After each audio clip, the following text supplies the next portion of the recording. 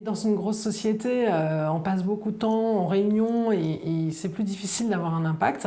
Et après, un parcours de vie fait que tout d'un coup, il y a une urgence à avoir un impact maintenant, tout de suite, et se lancer.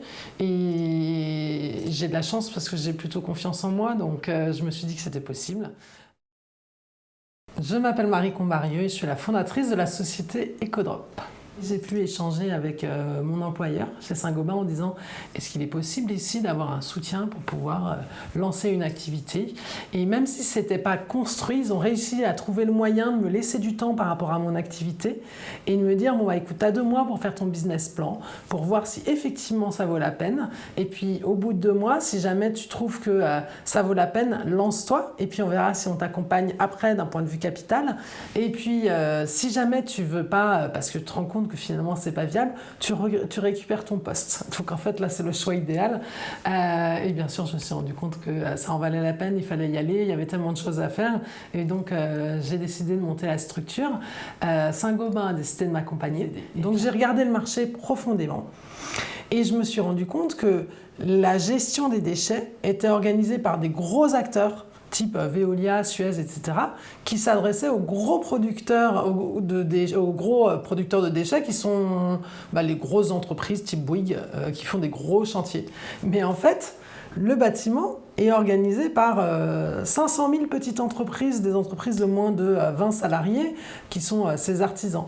Et donc je me suis dit, le problème, c'est ces petits chantiers qui n'ont pas de solution. Et comme ils n'ont pas de solution, ils vont mettre leurs déchets dans la nature. Alors que ces déchets, ils sont tous recyclables et souvent à l'infini. Le plâtre redevient du plâtre, l'isolant redevient de l'isolant, etc. Et donc, tout l'enjeu, c'était d'apporter des solutions à ces artisans pour les aider à gérer leurs problèmes de déchets et les emmener dans les bonnes filières pour qu'après ils soient recyclés.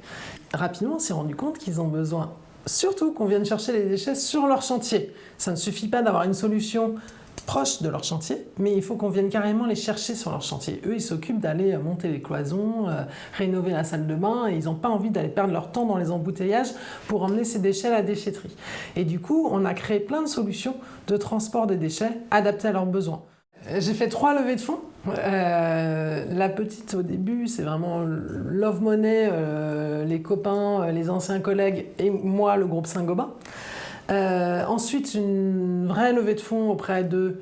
C'est là que c'est difficile en fait, c'est que vous n'êtes pas encore dans des résultats suffisants pour les grands fonds d'investissement. Néanmoins, vous commencez à montrer que ça marche, que l'idée a apporté ses preuves.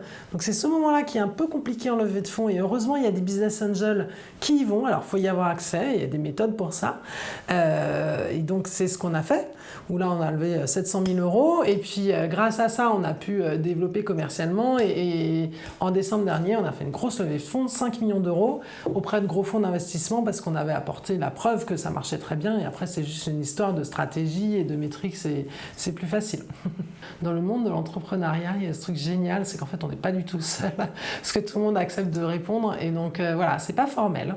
Il faut oser demander et en fait comme pas mal de gens sur le marché se donnent un grand plaisir à partager et à aider, bien sûr, il faut y aller, il ne faut surtout pas hésiter, mais ne serait-ce qu'une recommandation d'une entreprise qui peut nous accompagner sur un domaine financier, un contact avec un fonds d'investissement. Et moi, j'ai vécu ça depuis le premier jour et c'est un pur bonheur que ce soit chez Saint-Gobain à l'origine, des amis entrepreneurs qui me présentent d'autres gens. D'ailleurs, c'est comme ça que j'ai rencontré mes associés, c'est par des personnes avec qui je parle. Et donc, moi, je m'attache à passer un peu de temps aussi aujourd'hui qui ait plus d'expérience à partager ces choses-là pour essayer d'accompagner les gens qui, à leur tour, entreprennent parce que je trouve que c'est comme ça que moi je l'ai vécu et j'ai adoré ça.